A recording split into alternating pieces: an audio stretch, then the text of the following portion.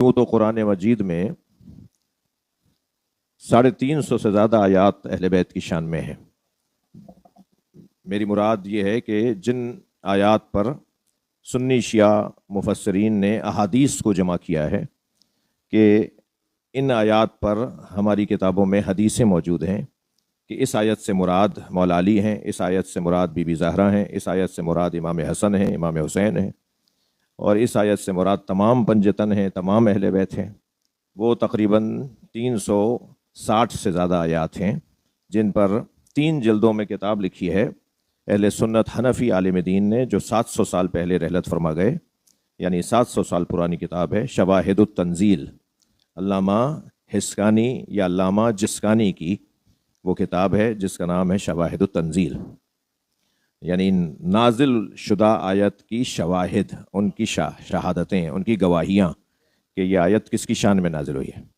لیکن عزیزو، کچھ آیات ایسی ہیں کہ جن آیات کو آیات الولایت کہا جاتا ہے، یعنی وہ تقریباً 80 آیات ہیں کہ جن سے اہل بیت کی اولویت، اہل بیت کی فضیلت، اہل بیت کی مولائیت ثابت ہوتی ہے۔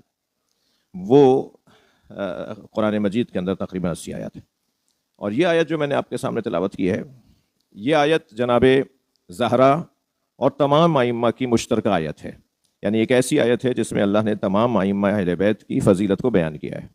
مجھے اور آپ کو تو اس پر ہی اللہ کا شکر کرنا چاہیے کہ ہم اس گھر سے جڑے ہوئے ہیں جن کی شان میں قرآن اترا ہے۔ صلوات پڑھ لیں ذرا نبی کی ذات پر، اللہم صل علی۔ اس آیہ کریمہ میں اللہ ارشاد فرما رہا ہے وَلِلَّهِ أَسْمَاءُ الْحُسْنَى، اللہ ہی کے لیے بہترین نام ہے۔ یہاں الاسماء للہ نہیں ہے، اسماء الحسنى للہ نہیں ہے، الاسماء الحسنى للہ نہیں ہے، بلکہ للہ اسماء الحسنى ہے۔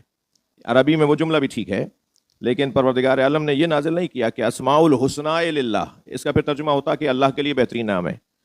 کسی اور کے لیے بھی ہوں گے مگر اللہ کے لیے بھی ہیں، لیکن اس آیت کا ترجمہ اب یہ نہیں ہوگا، بلکہ یہ ہے کہ اللہ ہی کے لیے بہترین نام ہے۔ وہ جو جار و مجرور مقدم ہو جائے عربی گرامر میں تو پھر وہ انحصار کا فائدہ پہنچاتا ہے، یعنی بس یہی ہے اور کچھ نہیں ہے کہ وَلِلَّهِ، اللہ ہی کے لیے ہیں اسماء الحسنى، بہترین نام۔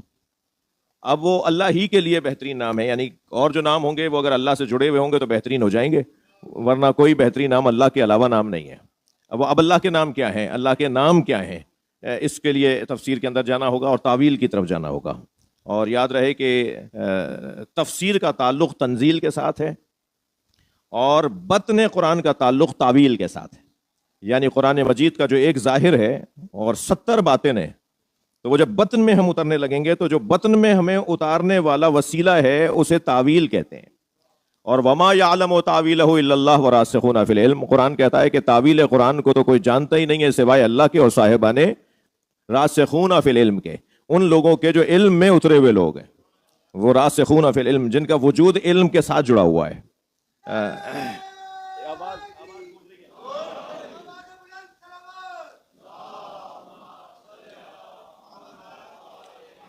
ایک اور بلند صلوات ہدیہ کریں گے،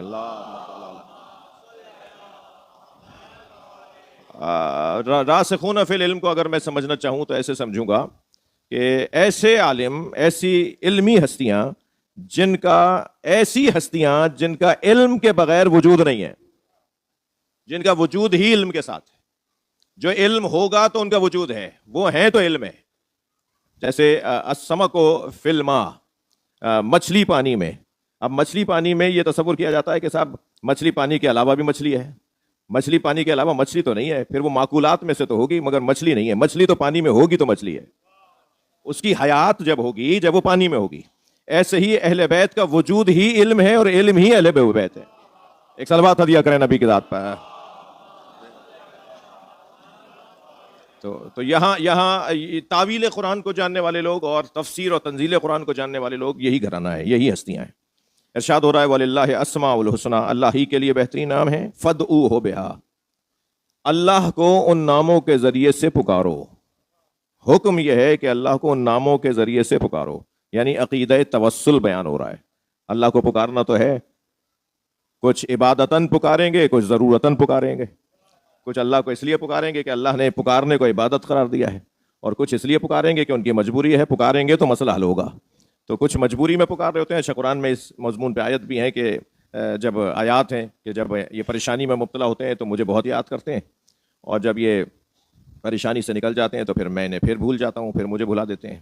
تو کچھ ضرورتاً اللہ کو یاد کر رہے ہوتے ہیں، اور ہوتا بھی ایسا ذرا سے پریشانی آتی ہے تو تسبیح بڑھنا شروع ہو جاتی ہے، نماز جماعت بھی یاد آنا شروع ہو جاتی ہے، مصلی بھی یاد آنا شروع ہو جاتا ہے، تھوڑا بہت پوچھنا بھی شروع کر دیتے ہیں ایک دوسرے سے کہ بھائی کوئی دعا بتا دو، صلوات پڑھیں ذرا محمد و آل محمد، اللہم صلی علی محمد و آل محمد. تو یہ جو اللہ کو پکارنے کا حکم ہے یہ تو بہرحال ہے، پکارنا تو ہے. اور دعا ایک ایسا مضمون ہے جسے غیر مسلموں نے بھی تسلیم کیا ہے. یعنی دعا کا مضمون جو ہے، اللہ کو پکارنے کا مضمون، وہ مسلمانوں کا مضمون نہیں ہے.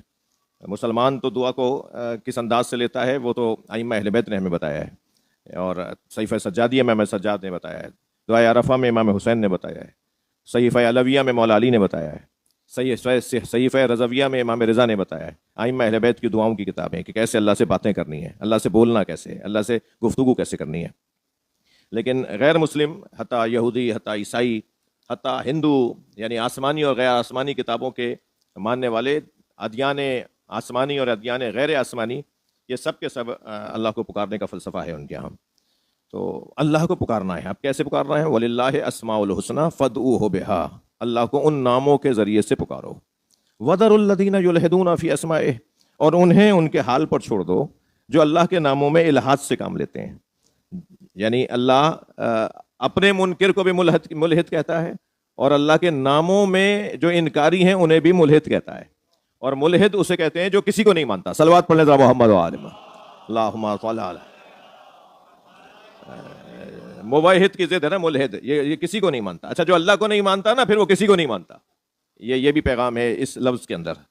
ان لوگوں کو ان کے حال پر چھوڑ دو جو اللہ کے ناموں میں الحاد سے کام لیتے ہیں. بہت جلد انہیں معلوم ہوگا کہ انہوں نے اپنا کتنا بڑا نقصان کیا ہے. یہ قرآن کی آیت کا ظاہری ترجمہ. اس آیت کی تفسیر میں میرے مولا علی علیہ السلام اپنے سینے پہ ہاتھ رکھ کے فرماتے ہیں، اللہم صلی علی محمد و آل محمد، نحنو اسماء اللہ، ہم اہل بیت اللہ کے بہترین نام ہیں. اللہ کو التی امر اللہ ان یدعا بہا، اللہ نے جن ناموں کے ذریعے سے پکارنے کا حکم دیا ہے، ہم ہی اہل بیت وہ اللہ کے بہترین نام. اگر تمہیں اللہ کو پکارنا ہے تو ہمارے ذریعے سے اللہ کو پکارا جائے گا. یہ آیہ کریمہ میں مولا علی کی، اس آیت کی تفسیر میں مولا علی کا فرمان، نحنو اسماء اللہ، ہم اللہ کے بہترین نام ہیں. ان اسماء اللہ کے اندر جو لفظ حسنہ ہے، وَلِلَّهِ اسماء الحسنہ، اللہ ہی کے لیے بہترین نام ہے. یہ جو بہترین کا ترجمہ کر رہا ہوں نا میں، حسنہ جسے عربی میں حسنہ قرآن نے کہا ہے، اور میں اسے اردو میں بہترین، یا مترجمین نے بہترین کا ترجمہ لکھا ہے. اللہ ہی کے لیے بہترین نام ہے. نام اللہ کے تو اہل بیت ہیں. ان اہل بیت جو اللہ کے نام ہے، وہ جو بہترین کی صفت ہے وہ جناب زہرا ہے. صلوات پڑھ لیں محمد و آل محمد. اور عربی میں حسنہ مؤنث مذکر، مؤنث مفرد، اور جو ہے وہ مؤنث کا صیغہ ہے، مفرد کا صیغہ ہے. حسنہ، صغرا، کبرا، علیہ، جی یہ وسطی، قربا، یہ ایک ہی خاندان کے الفاظ ہیں. بہترین نام. 14 معصومین میں اللہ نے 13 مرد معصوم رکھے ہیں، اور ان 13 مرد معصومین کے جمال کو فاطمہ زہرا کہا جاتا ہے. حسن و جمال ائمہ اہل بیت جناب زہرا کی ذات. اللہ کے بہترین ناموں میں جو جمالیات کا عنوان رکھنے والی ذات ہے وہ جناب زہرا کی ذات. عزیزو، اللہم صلی علی محمد و آل محمد. یہ آیہ کریمہ کا ظاہری ترجمہ اور اس کی مختصر سی تفسیر کا بیان. اس آیت کے اندر جو ایک روشن پیغام ہے وہ ہے عقیدہ توسل کا پیغام. اللہ سے بات کرنے کے لیے وسیلہ چاہیے. ڈائریکٹ بات کرنے والوں کو اللہ پسند نہیں کرتا، اور ڈائریکٹ بات کرنے والے ہیں وہ بہت ہی روشن ہیں کہ جو فرشتوں کے بھی محتاج نہیں ہیں کہ ان کے اور اللہ کے درمیان فرشتہ واسطہ بنے. وہ یہی 14 ہستیاں ہیں جن کے لیے ہمارا عقیدہ ہے کہ قرآن بھی وحی ہے، اور وحی قرآنی کے علاوہ بھی وحی ہے. یعنی وحی کی 2 قسمیں ہیں. وحی قرآنی جو نبی پر ختم ہو گئی، نبی پہ تمام ہو گئی، نبی کے علاوہ کسی 14 معصومین پر قرآن کسی پہ نازل نہیں ہوا. نبی پر قرآن تمام ہو گیا، نبی پر ہی قرآن نازل ہوا ہے. نبی کے علاوہ قرآن کسی اور صاحبان عصمت ہستی پر نہیں آیا. لیکن کیا وہی صرف نبی پر نازل ہوئی ہے؟ وہی غیر قرآنی حتی مطلع الفجر جو فرشتے وہی لے کر آتے ہیں، جو شب قدر میں ہر سال فرشتے وہی لے کر آتے ہیں، وہ کن پر وہی لے کر آتے ہیں؟ یہ وہی ہے، وہی بیانی. یعنی قرآن مجید کی کس آیت کو کب اور کہاں اور کیسے بیان کیا جائے گا، اس کے علم کو وحی بیانی کہا جاتا ہے. مثلا میں مثال دے رہا ہوں، مثلا متوکل کا زمانہ ہے، متوکل بیمار پڑ جاتا ہے، اس کی ماں نے منت مانی کہ اگر یہ اچھا ہو گیا تو میں کثیر صدقہ اللہ کی راہ میں دوں گی، کثیر. متوکل اچھا ہو گیا، اب بلا لیا مفتیان دین کو، صاحب کثیر صدقہ دینا ہے تو کتنا دے دوں کہ منت پوری ہو جائے؟ تو ایک صاحب نے فرمایا کہ صاحب 40 جانور اگر اللہ کی راہ میں دے دیں. تو یہ بادشاہوں کا مزاج ذرا اپنا ہوتا ہے نا، تو اس نے کہا جی 40 کیوں؟ تو ایک صاحب شاید یہ سمجھے کہ یہ 40 انہیں کم لگے تو ذرا زیادہ بتاؤں گا تو اچھا لگے گا. انہوں نے کہا جی 50 دے دیں. انہوں نے کہا جی 50 کیوں؟ اب وہ گنتیاں مختلف ہوتی رہی ہیں اور بحث پیچیدہ ہوتی چلی گئی. کسی نے کہا 40، کسی نے کہا 50، کسی نے کہا 60. آخر بات الجھتی چلی گئی اور ہر شخص سے وہ یہی پوچھتا رہا کہ آخر یہ عدد کیوں، آخر یہ عدد کیوں؟ اور کوئی جواب یہ نہیں دے پا رہا تھا کہ اس عدد کو 40 کو 80 کہیں، 40 کو کثیر کہیں، یا 50 کو کثیر کہیں، یا 60 کو کثیر کہیں. کثیر کہیں کسے؟ تو جب زیادہ مشکل بننے لگی اور برہمی بڑھنے لگی تو پھر آواز دی گئی کہ علی نقی کو بلایا جائے. امام علی نقی کا زمانہ، صلوات پڑھے محمد و آل محمد. تو حضرت سے سوال ہوا کہ ایسے ایسے مسئلہ ہے، منت بڑھانی ہے، اور منت کا ضمنی سوال اور ضمنی مسئلہ بھی میں اپنے ان جوانوں کے لیے عرض کرتا جاؤں کہ منت ہے، جو طے کریں گے اسی کو بڑھانا ہوتا ہے، اس کے بدلے میں پھر کچھ اور نہیں ہو سکتا. منت جو مانی ہوتی ہے نا، وہ عہد ہوتا ہے، قسم ہوتی ہے، اس میں تبدیلی نہیں ہو سکتی. جو چیز سوچی ہوگی نا وہی چیز دینی ہوگی. پھر یہ نہیں کہ اب جب منت پوری ہو گئی اور صاحب مراد پوری ہو گئی تو کہنے لگے اب اپنی آسانی کے مطابق چلتے ہیں کہ نہیں یہ نہیں یہ کر دیتے ہیں. نہیں، پھر وہی کرنا پڑے گا جو طے کیا تھا، اسی کو بڑھانا ہوگا جو طے کیا تھا. البتہ منت کی شرائط ہیں کہ ایسی چیز منت میں نہ مانی جائے، ایسی چیز نظر میں نہ مانی جائے کہ جس کا پورا کرنا ہی دشوار ہو، جس کا پورا کرنا ہی ناممکن ہو. ایسی چیز کو پہلے سے ہی طے کر لیا جائے. ایسی چیز کی بھی منت نہیں مانی جا سکتی کہ جو شرعی طور پر ہی جائز نہ ہو. جی ہمارا فلاں کام میرا ٹھیک ہو گیا تو مثلا میں جو ہے وہ فرض کریں رضی بھائی کی گاڑی صدقے میں دے دوں گا. ارے بھائی رضی بھائی کی گاڑی کو کیسے صدقے میں دے دو گے؟ ان تمہاری چیز تھوڑی ہے جو تم صدقے میں دے دو گے. تو جو چیز شرعی طور پہ ٹھیک ہو اور جو چیز ممکن ہو، ستارہ توڑ کے لاؤں گا اگر منت پوری ہو گئی، تم کیسے توڑ کے لے آؤ گے؟ تمہاری کہاں ممکن ہے تمہارے لیے ستارہ؟ مشروع بھی ہونی چاہیے، شرعی طور پہ بھی جائز ہونا چاہیے. منت پوری ہو گئی تو میں جو ہے وہ معاف کیجیے گا فلاں جو شرب تتن ہے، صلوات پڑھے ذرا محمد و آل محمد، فلاں چیز پہ لواؤں گا. اب یہ شرعی بھی تو ہونا چاہیے نا، منت کو شرعی بھی ہونی چاہیے، منت شرعی طور پر بھی صحیح ہونا چاہیے اور ممکن بھی ہونا چاہیے. اب اس نے یہ منت مانی کہ جی کثیر، تو یہ تو ممکن بھی تھا اور یعنی مشروع بھی ہے، یہ تو ایک عدد کی بحث ہے. تو امام نے فرمایا 80 عدد، صلوات پڑھے ذرا محمد و آل محمد. 80 کی تعداد، 80 عدد جانور یا کوئی غذا یا کوئی بھی عنوان جس میں گنتی عدد اور گنتی 80 کا پورا اترتا ہو عدد، وہ اللہ کی راہ میں دے دو تو منت پوری ہو جائے گی. اب جیسے 40 والے سے پوچھا گیا، 50 والے سے پوچھا گیا، 60 والے سے پوچھا گیا، ایسے ہی حضرت سے بھی پوچھا گیا جی 80 ہی کیوں؟ تو اب وہ میں نے جو آپ کے جس کے لیے مثال دی کہ قرآن مجید کی آیت تو نازل ہوئی ہے نبی مکرم پر، مگر اس کی تفسیر بیان ہو رہی ہے امام علی نقی کے زمانے میں. یہ ممکن ہے. صلوات پڑھے ذرا محمد و آل محمد. تو حضرت نے فرمایا کیا تم نے قرآن مجید کی آیت نہیں پڑھی؟ لقد نصرکم اللہ فی مواطن کثیرہ، اے میرے حبیب اللہ نے تمہیں کثیر موقعوں پر نصرت عطا کی ہے. تو اللہ نے اپنے نبی کو 80 جنگوں میں نصرت عطا فرمائی ہے، اور اللہ کہہ رہا ہے کہ ہم نے کثیر موقعوں پہ تمہیں نصرت عطا فرمائی ہے. 80 کا عدد پورا کر دو، کثیر کا مصداق بن جائے گا. یہ ممکن ہے. صلوات پڑھ لیں نبی کی ذات پر. ایک اور آیت، مثالیں میرے اس طالب علمانہ ذہن میں مثالیں بہت آتی چل جائیں گی، لیکن اپنے مضمون سے دور ہونے کا خوف بھی ہے، لہٰذا میں صرف ایک اور مثال دے دیتا ہوں. حجاج ابن یوسف کا زمانہ ہے، ظالم بادشاہ، دربار سجا ہوا ہے، اور یہ قاری قرآن بھی تھا، حافظ قرآن بھی تھا. ہاں، اور قرآن کی جو 7 طرزیں ہیں، قرآن کی جو 7 اسلوب قرأت ہیں، وہ سب میں ماہر بھی تھا.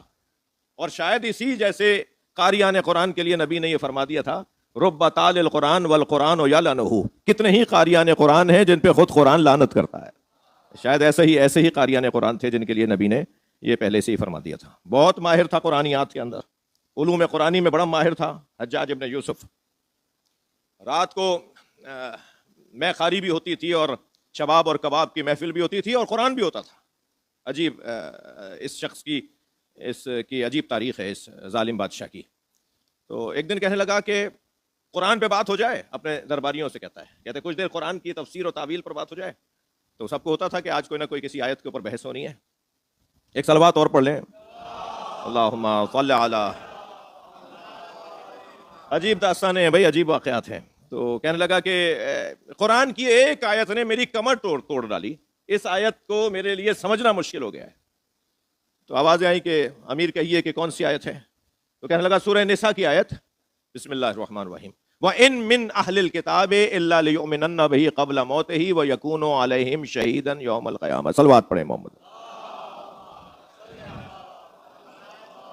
جی آیت یہ کہہ رہی ہے کہ کوئی اہل کتاب نہیں ہے مگر یہ کہ وہ مرنے سے پہلے مومن ہو کر مرے گا. کوئی دنیا میں اہل کتاب نہیں آیا مگر یہ کہ وہ مرنے سے پہلے مومن ہو کر مرے گا. مرنے سے پہلے مومن ہوگا پھر مرے گا. کہنے لگا یہ آیت تو میری کمر توڑ رہی ہے، اس لیے کہ آئے دن خبر آتی ہے کہ فلاں یہودی کا انتقال ہو گیا اور فلاں عیسائی کا انتقال ہو گیا اور وہ تو مومن ہوئے بغیر مر رہا ہے. سب کو پتا ہے کہ یہ مومن نہیں ہوا، مسلمان نہیں ہوا، مومن نہیں ہوا اور مر گیا، دنیا سے چلا گیا. اور قرآن تو یہ کہہ رہا ہے کہ اہل کتاب مومن ہوئے بغیر دنیا سے جائیں گے نہیں، مریں گے تو مومن ہو کر مریں گے. تو اس آیت نے تو میری کمر توڑ دی. اب آپ دیکھیے کتنا مشکل دور رہا ہوگا کہ دربار ہے اہل بیت کے کھلے دشمن کا، بلکہ انسانیت کے کھلے دشمن کا. اس لیے کہ اس بادشاہ کے بارے میں تو یہ وہی دور ہے جب حضرت عبداللہ شاہ غازی یہاں آئے ہیں، یہ وہی دور ہے جب حضرت یحییٰ یہاں آئے ہیں، یحییٰ ابن زید یہاں آئے ہیں، حضرت زید شہید کے فرزند جن کا افغانستان میں مزار ہے. یہ وہی دور ہے جس دور میں اس خطے میں کئی آپ کو ٹھٹا میں دو امامزادوں کے مزار ٹھٹا میں ہیں، ایران میں بہت بڑی تعداد میں، افغانستان میں بڑی تعداد میں، ہندوستان میں کچھ امامزادوں کے مزارات روشن ہوتے چلے جا رہے ہیں اور تحقیق مسلم ہوتی جا رہی ہے. یہ وہ دور ہے. یعنی سب سے پہلی شخصیت تو اس خطے میں حضرت بی بی پاک دامن کی آئی ہے.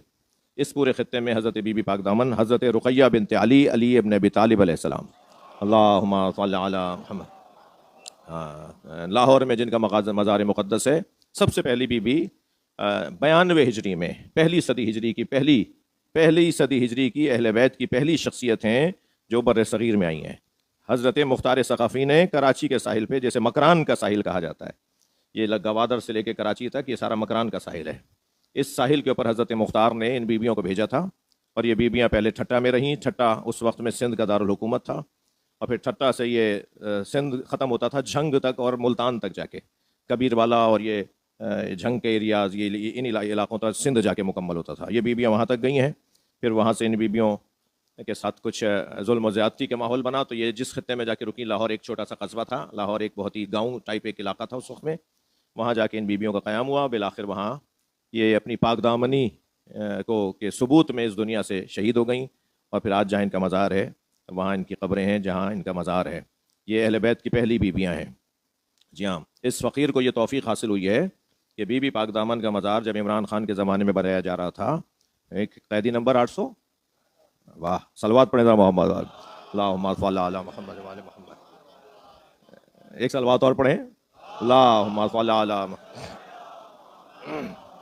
تو انہوں نے ہم سے پوچھا تھا کہ اس مزار کے بارے میں اپلیکیشنوں کا کام باہر لگ چکا ہے کہ یہ مزار بننا چاہیے، آپ بتائیے. تو اس وقت میں جب ہم نے کام شروع کیا، اور پہلے یہ جو آج مزار مکمل ہوا ہے محسن نقوی صاحب نے مکمل کروایا، یہ شروع کروایا تھا خان کے زمانے میں زلفی بخاری نے. میں سیاسی کوئی بات نہیں کر رہا ہوں، مذہبی بات کر رہا ہوں. تو وہ 18 کروڑ روپے پہلی گرانٹ ملی تھی جس سے کام شروع ہوا تھا. اب تو خیر اربوں میں جا کے مکمل ہوا ہے. تو اس وقت میں ہم سے پوچھا گیا تھا کہ جی ان بی بی کے بارے میں ریسرچ پیش کریں. تو ہم نے جب کام کیا تو معلوم ہوا کہ موجودہ وزیر اعظم کے زمانے میں جو ہیں، جب وہ وزیر اعلیٰ تھے پنجاب کے، تو انہوں نے مشہد امام رضا کو خط لکھا تھا، امام رضا کے حرم کو خط لکھا تھا. اس وقت کے وزیر اعظم نے جب وہ وزیر اعلیٰ تھے پنجاب کے، تو انہوں نے امام رضا کے حرم کو خط لکھا تھا کہ اس مقدس بی بی کے بارے میں پنجاب میں اختلاف ہے کہ یہ بی بی حضرت تافتہ کی بیٹی ہیں، وہاں ایک حضرت تافتہ کا مزار ہے، کہ ان کی بیٹی ہیں یا یہ مولا علی کی بیٹی ہیں. 10 سال لگائے ایرانی ریسرچ کرنے والوں نے، اور 10 سالوں میں شاید 5 مرتبہ وہ پاکستان بھی آئے، جو یہاں کی لائبریریوں سے، یہاں کے ریسرچ سینٹر سے انہوں نے ریسرچ کی. اور اس کے بعد جو خان کے زمانے میں وزیر اعلیٰ تھے شاید عثمان بزدار، ان کے زمانے میں وہ جواب آتا ہے. 2 صفحوں کا فارسی میں خط ہے، جواب ہے، اس کا اردو ترجمہ کر کے اس کو بہرحال اس وقت میں ہم نے دیا، اور پھر وہ الحمدللہ آگے بڑھا. اور اس خط کو یا کراچی پریس کانفرنس، کراچی کی پریس کلب میں جب ہم نے پڑھ کے سنایا تو اس کی کیا کیا مجھے مصیبتیں اٹھانا پڑیں وہ مجھے پتہ ہے، کہ حتیٰ اپنے لوگوں کو جواب دینا پڑ گیا کہ آپ کہاں سے لے آئے۔ وہ خط جو ہم نے دکھایا تھا اس کی تصدیق کرنے چلے گئے بعض لوگ مشہد میں امام رضا کے حرم میں، اور امام رضا کے حرم نے اس کے اوپر دوبارہ مہر لگا کے کہا یہ خط ہم نے لکھا ہے، اور اس خط کے اندر 2 صفوں کے خط کے آخر میں جو پیراگراف ہے اس میں حرم امام رضا نے لکھا ہے کہ ہماری 10 سال کی ریسرچ کے بعد یہ بات مسلم ہے، اور حرم علی ابن موسیٰ رضا تائید کرتا ہے کہ یہ بی بی رقیہ بنت علی حضرت مسلم ابن عقیل کی زوجہ، 2 طفلان حضرت مسلم کی والدہ، صلوات پڑھے محمد و آل محمد۔ اور پھر کتنے مسائل کا سامنا ہوا۔ قومیات سے ذوق رکھنے والے لوگ جانتے ہیں کہ اس طرح کی باتیں کرنے والوں کو فائدہ تو کوئی ٹکے گا نہیں ہوتا، نقصان ہی نقصان ہوتا ہے کہ کس مصیبت میں پڑے ہو۔ صلوات پڑھیں ذرا محمد و آل محمد۔ تو اس خطے میں ضمناً ایک بات ہو گئی ہے، ہسٹری بتا دی میں نے جلدی سے۔ اس خطے میں اہل بیت کا سب سے پہلی فرد اور شخصیت جو آئی ہے نا وہ حضرت بی بی پاک دامن کی آئی۔ آپ سے گزارش کر رہا ہوں، میں خود اس پہ بھی عمل کرتا ہوں، جب کبھی لاہور جائیں، بلکہ خاص طور پر لاہور جائیں، بی بی کو سلام کرنے، بی بی کو زیارت کرنے کے لیے۔ اب تو مزار بھی عراق ایران کے مزاروں کی طرح مزار بن گیا ہے۔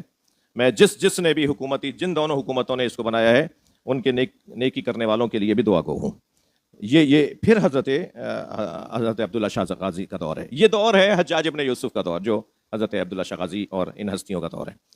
تو کہتا ہے کہ اس آیت نے میری کمر توڑ دی۔ اب ایسا دور، ایسا ظالم سفاک بادشاہ کا دور، ایسے دور میں کاروان تشیع کو لے کے چلنے والے جو لوگ رہے ہوں گے، جنہوں نے شیعت کا قافلہ آگے بڑھایا ہوگا، انہوں نے کتنا اپنا جگر مار کے، اپنے احساسات کو مار کے، اپنے جذبات کو مار کے نظریے کو بچایا ہوگا۔ یہ جو نظریہ آج ہمارے پاس پہنچا ہے، میں مائک پر بات کر رہا ہوں، ویڈیو بھی بن رہی ہے، یہ جو آج آرام سے ہم بات کر رہے ہیں، اس کے پیچھے جو تاریخ ہے اس کے اوپر غور کرنے کی ضرورت ہے۔ بہت مشکل سے اس قافلے کو آگے بڑھایا گیا۔ بعض جگہ تو یہ ناؤ، یہ کشتی ڈوب رہی تھی، اس کشتی کو ایک تنکے نے نکالا ہے باہر، ایک تنکے کی بنیاد پر یہ اتنے سے باریک سے سہارے پہ آگے بڑھی ہے۔ ایسے واقعات گزرے ہیں تاریخ تشیع میں۔ اب دربار ہے ایسے کھلے ظالم اہل بیت کے دشمن کا دربار۔ اب اگر اس دربار میں کوئی اہل بیت کا شیعہ بیٹھا ہو تو آپ بتائیے کتنا بڑا جگر ہوگا اس کا بیٹھنے کا۔ کہاں بیٹھے ہوئے بھائی؟ کہاں چلے گئے تھے بھائی تم؟ جی آج کا زمانہ ہوتا تو فوراً تہمت لگتی کہ پتہ نہیں کیا سودا کر لیا، کیا معلوم کون کس نظریے کے مطابق۔ نیتوں کا حال تو اللہ جانتا ہے نا۔ اب حجاج کہتا ہے کہ اس آیت نے تو کمر توڑ دی۔ تو ابن ہوشب ہیں میرے مولا امام محمد باقر کے صحابی، اللہم صلی علی، جی یہ حضرت عبداللہ شاہ غازی کے دور سے ایک دور پہلے، کیونکہ یہ امام جعفر صادق کے زمانے میں آئے یہاں پر۔ تو ابن ہوشب بیٹھے ہوئے دربار میں، تو حجاج نے جب یہ بات کی تو ابن ہوشب نے کہا امیر جان کی امان ہو تو کچھ کہوں۔ تو آواز آئی کہو۔ کہ امیر یہ آیت تو آخری زمانے کی آیت ہے، یہ آیت تو نازل نبی پر ہوئی ہے، مگر اس کا جلوہ، اس کی تفسیر تو آخری زمانے میں ظاہر ہوگی۔ کہنے لگا نہیں سمجھا ہمیں بات۔ کہنے لگا کہ جب ابن ہوشب کہنے لگے کہ جب حضرت مہدی ظہور فرمائیں گے، اللہم صلی علی محمد، اور حضرت عیسیٰ ان کے پیچھے نماز پڑھیں گے، تو دنیا میں کوئی اہل کتاب رہے گا ہی نہیں جو مومن نہ ہو جائے، سب مومن ہو جائیں گے، اور پھر اس دور میں جو بھی مرے گا وہ اہل کتاب مومن ہو کے مرے گا۔ کہنے لگا بات تو یہی ہے، مگر بتاؤ یہ لائے کہاں سے ہو؟ تو ابن ہوشب نے کہا جان کی امان ہو تو کہوں۔ امیر نے، اس نے کہا، حجاج نے کہا جان کی امان ہے تو میں کوئی کچھ نہیں کہے گا، کہ یہ محمد باقر نے بتایا ہے۔ تو آپ سنیں گے کیا کہا حجاج ابن یوسف نے بے ساختہ۔ حجاج ابن یوسف نے قرآن کی ایک آیت پڑھ دی، اور آیت یہ تھی اللہ عالم حیث یجعل رسالتہ، اللہ بہتر جانتا ہے کہ رسالت کس خاندان میں رکھنی ہے۔ صلوات پڑھے محمد و آل محمد۔ تو قرآن کی آیات مختلف، قرآن کے بیان کا جو عنوان ہے وہ وحی بیانی کہلاتا ہے۔ وہ ائمہ اہل بیت پر اللہ کی طرف سے وحی آتی رہتی ہے، اس کا جواب یہ دے دو، اس کا جواب یہ دے دو، ان کو اللہ بتاتا ہے۔ یہ جو وحی اترتی ہے یہ فرشتہ ہی لے کر آتا ہے، مگر یہ قرآن سے ہٹ کر وحی نہیں ہے۔ اور اس پہ اور بہت ساری دلائل ہیں کہ وحی کی یہ دوسری قسم کے لیے اور کیا کیا شواہد ہیں ہمارے پاس۔ لیکن عزیزو بات اتنی روشن ہے کہ تمام تر ائمہ اہل بیت کی زندگی کا حسن و جمال اگر کوئی وجود ہے تو وہ جناب زہرا کا وجود، بی بی کا وجود ہے۔ ایک ایسی ذات جس کا احترام ائمہ اہل بیت نے غیر معمولی، یعنی ان سے زیادہ کسی کا احترام نہیں تھا ائمہ کی نگاہوں میں۔ میرے مولا امام جعفر صادق علیہ السلام جناب زہرا کے نام آنے پر رکوع کی طرح خم ہو جاتے تھے۔ بی بی کا نام جب لیتے تھے جیسے آپ اور ہم رکوع میں خم ہوتے ہیں، امام اتنے خم ہو جاتے تھے بی بی کا نام لینے پہ. امام رضا آنکھیں بند کر کے بی بی کا نام لیتے تھے. امام عسکری فرماتے ہیں نحن حجج اللہ علیکم وجدتنا فاطمہ حجت اللہ علینا. ہم ائمہ اہل بیت اللہ کی حجتیں ہیں تمہارے اوپر، اور ہماری جدہ فاطمہ ہم اماموں پر اللہ کی حجت. امام زمانہ توقی میں فرمائیں لی اسوۃ فی ابنت رسول اللہ، رسول اللہ کی دختر میری جدہ فاطمہ مجھ مہدی کے لیے اسوہ حسنہ ہے. میری امامت آگے بڑھے گی میری جدہ کی زندگی کے مطابق. امام زمانہ کے لیے اسوہ عمل، اسوہ حسنہ جناب زہرا کی ذات. ہر امام معصوم نے جناب زہرا سے توسل کیا ہے. میں اگر بہت ساری احادیث کا چند جملوں میں خلاصہ کرنا چاہوں اس باب میں جو احادیث ہیں، تو میں یوں کہوں گا کہ ہمیں حکم ہے کہ ہم اللہ سے بات کرنے کے لیے اہل بیت کو وسیلہ بنائیں، اور اہل بیت کو حکم ہے کہ اللہ سے بات کرنے کے لیے میری فاطمہ کو وسیلہ بناؤ. یعنی ائمہ اہل بیت جب اللہ سے مناجات کرتے ہیں، اللہ سے بات کرتے ہیں، تو جناب زہرا کو وسیلہ بناتے ہیں، بی بی کے وسیلے سے بات کرتے ہیں. یہ مستور بی بی، یہ محجوب بی بی، یہ مجہولۃ قدرہا بی بی، یہ مجہولۃ قبرہا بی بی، یہ حجاب اللہ بی بی. بلکہ اب وقت میرے پاس تنگ ہو گیا، ورنہ یہ جو ہمارے ہاں بعض اوقات کہا جاتا ہے کہ بی بی حجاب اللہ ہیں، بی بی حجاب اللہ نہیں ہے، بی بی کا گھر حجاب اللہ ہے. حدیث ہے میرے پاس، میں نے حدیثیں اس باب میں پڑھی ہیں. نبی مکرم نے فرمایا ہے بیتہا، نبی نے فرمایا بیتہا حجاب اللہ، میری فاطمہ کا گھر اللہ کا حجاب ہے.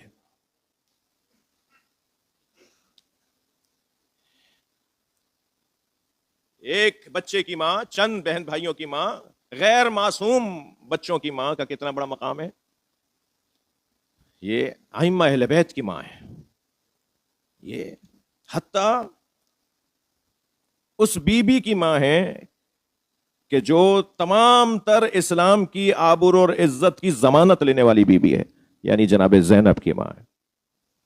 ماں جو ہوتی ہے، ماں وہ مستور، محجوب، نظر نہ آنے والی ایک خاتون، ایک بی بی، ایک رشتہ، مگر اس جو نظر نہیں آ رہی نا، اس کا جو جلوہ ہے نا، اس کی اولاد کی صورت میں.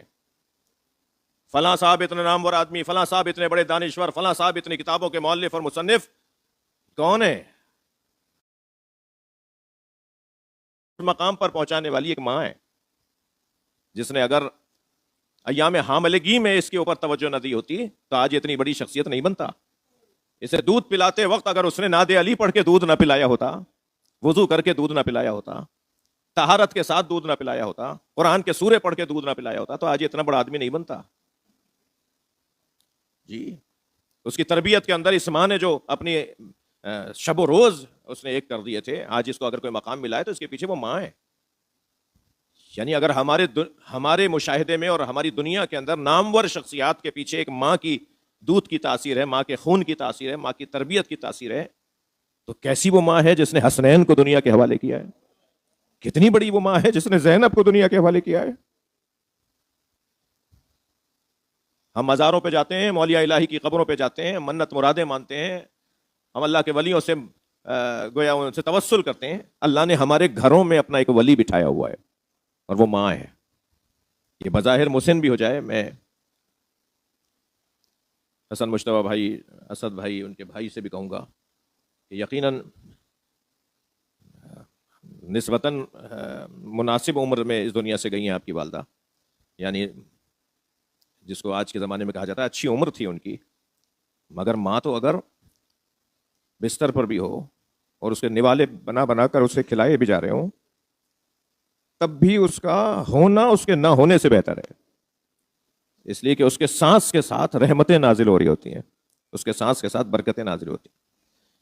مگر بہت سعادت مند ہے وہ اولاد جو خاص طور پر جنہیں اپنے ماں باپ کا وہ دور نصیب ہو جس دور میں ماں باپ کی خدمت کا موقع مل رہا ہو. اس لیے کہ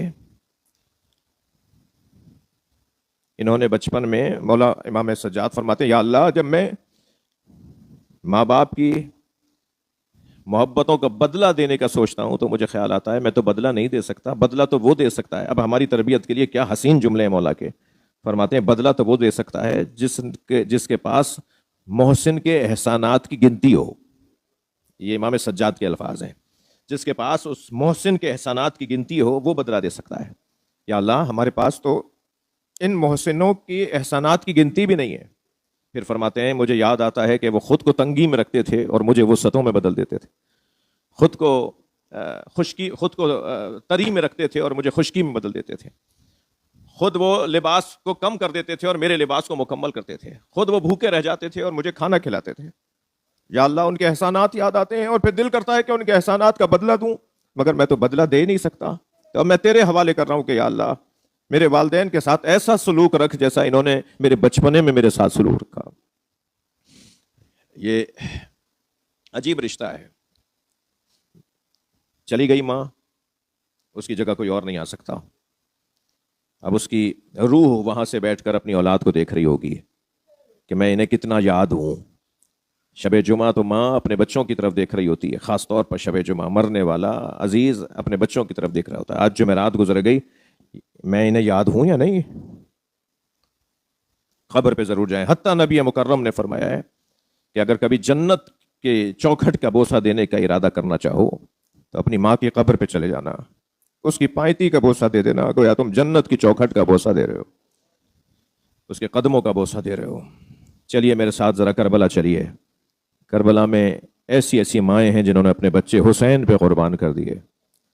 ان ماؤں میں 9 مائیں تو ایسی ہیں جنہوں نے امام حسین کو اتنا امام حسین کا قرب حاصل کیا کہ امام حسین ان ماؤں کو سلام پیش کرتے ہیں۔ ان ماؤں میں ایک ماں تو ایسی ہے جس نے اپنے بچوں کے لاشیں بھی نہیں دیکھے، روزانہ جنت البقیع جاتی ہیں، اپنی انگشت شہادت سے 4 قبروں کے نشان بناتی ہیں اور چاروں قبروں پر حضرت عباس اور حضرت عباس کے بھائیوں کے نام لکھتی ہیں اور پھر ایک مرثیہ پڑھتی ہیں، لا تدعا ویکا ام البنین، مجھے ام البنین مت پکارا کرو، اس لیے کہ ام البنین تو بیٹوں کی ماں کو کہا جاتا ہے۔ میرے وہ بیٹے کہاں ہیں جن کی میں ماں ہوں؟ اجرکم اللہ، اجرکم اللہ۔ جن کے مذہب میں رونا جائز ہے، 2 جملے اور کہہ رہا ہوں، آپ کی آوازیں بلند ہوں گی تو اس کا آپ کو زیادہ ثواب ملے گا۔ چلیے میرے ساتھ کربلا چلیے۔ ایک ماں ساری رات جھولا جھلاتی رہی اور بار بار بچے سے کہتی رہی، علی اصغر تم تو گھٹنیوں بھی نہیں چل پاتے، تم کل اپنے بابا پہ جان کیسے قربان کرو گے؟ امام حسین نے فرمایا، اے رباب تیرا بچہ تو سب سے آگے نظر آئے گا، جتنی بڑی قربانی علی اصغر کی قربانی ہوگی اتنی تو کسی کی بھی قربانی نہیں ہوگی۔ پھر امام حسین نے دیکھا ایک اور ماں ہے شب عاشور جو اپنے بچے کو لیے بیٹھی ہے اور کہہ رہی ہے، علی اکبر کل بابا پہ سب سے پہلے قربانی دینی ہے۔ وہ حضرت ام لیلہ جیسی ماں ہے۔ اور عزادارو، ایک ماں جس نے اپنے 2 بچے قربان کر دیے، اور جب امام حسین اون و محمد کے لاشیں لے کر آئے تو ساری بیویاں تو نظر آئیں مگر یہ بیوی نظر نہیں آئی جس کے بچوں کے لاشیں آئے تھے۔ تو امام نے تعجب سے پوچھا، بہن زینب کہاں ہے؟ تو بتایا گیا کہ خیمے کی پشت پہ حالت سجدہ میں ہے۔ بیویاں جب قریب جا کر بیٹھی تو سن رہی تھی کہ بیوی کہہ رہی تھی، شکرن شکرا، یا اللہ تیرا شکر ہے تو نے میری قربانی قبول کر لی۔ جیسے ہی سجدہ مکمل ہوا تو جناب ام لیلہ نے فرمایا، اے بہن زینب تمہیں حسین بلا رہے ہیں۔ آئی ہیں نا وہاں جہاں لاشیں رکھے ہوئے تھے، اپنے بچوں کے بالکل درمیان میں لیٹ گئیں اور جیسے 2 بچوں کی ماں اپنے دونوں بازوؤں کو پھیلا کر تکیہ بناتی ہے نا بچوں کے لیے، اپنے بچوں کے سروں کے نیچے اپنے بازو رکھ کر، ایسے جناب زینب نے دونوں بچوں کے سروں کو اپنے بازوؤں پر لے لیا اور پھر دونوں کے درمیان لیٹ کر جناب زینب نے مناجات پڑھی، اور مناجات یہ پڑھی کہ اللہ میری اس قربانی کو قبول کر لے۔ اور امام حسین سے فرمایا، کیا میرے بچوں نے وفاداری کا حق ادا کر دیا؟ ایک ماں یہ بھی ہے۔ ایک ماں اور بھی ہے عزادارو کہ جس نے اپنے بچے کے ٹکڑے ٹکڑے بدن دیکھا، اجرکم اللہ، اجرکم اللہ، اور امام حسین سے یہ کہتی رہ گئی ہیں، اے میرے مولا مجھے اتنا بتائیے آپ قاسم سے راضی ہیں؟ اجرکم اللہ۔ اور جب امام حسین نے فرمایا، ہاں بھابھی میں قاسم سے راضی ہوں، قاسم نے وفاداری کا حق ادا کیا،